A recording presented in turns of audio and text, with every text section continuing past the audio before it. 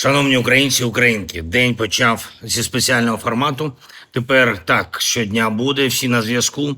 Спеціальний селектор з кожним, хто відповідає за відновлення та управління в умовах такої надзвичайної ситуації.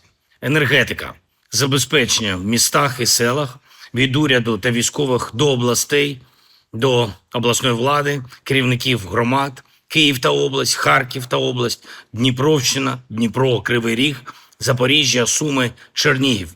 Визначені завдання. Протягом дня уряд повинен дати рішення.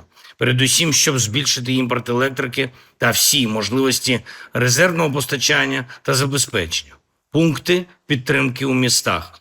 Є окремі завдання для МВС, в тому числі по реальному інформуванню людей, щоб кожен міг звернутися на лінію 112 і отримати допомогу, отримати інформацію по опаленню та забезпеченню електрикою.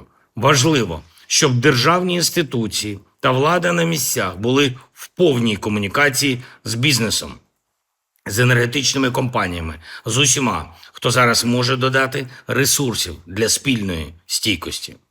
Мають бути рішення щодо комендантської години, щоб підприємцям було простіше планувати роботу і щоб можна було об'єкти бізнесу використовувати як пункти підтримки для людей. Зокрема, урядовці вже говорили з торговельними мережами. Я доручив прем'єр-міністру України та першому віце-прем'єру, міністру енергетики і іншим урядовцям бути максимально активними в комунікації з суспільством та максимально допомагати громадам. Окремо ми говорили з міністром оборони України та командувачем повітряних сил по захисту об'єктів енергетики, по потребах, які у нас є. Сьогодні знов були жорсткі удари по Харкову, саме по критичній інфраструктурі, ракетні удари.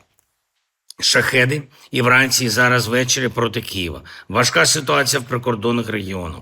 Важливо посилити також Дніпровщину та Одесу. Ми будемо більше контактувати з партнерами. Я говорив щойно з Марком Рютте, зокрема про програму «Пьорл» та наші можливості купувати ракети для протиповітряної оборони. Ми говорили і про дипломатичну роботу з Америкою. Ніколи Україна не була, не буде перепоною для миру.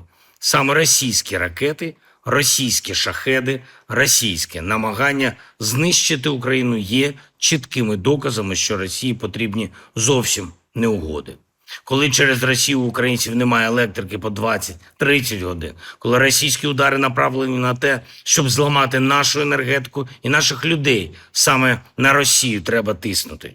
Я дякую всім, хто в цьому Україну підтримує.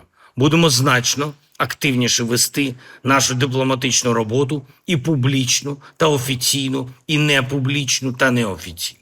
Слава Україні!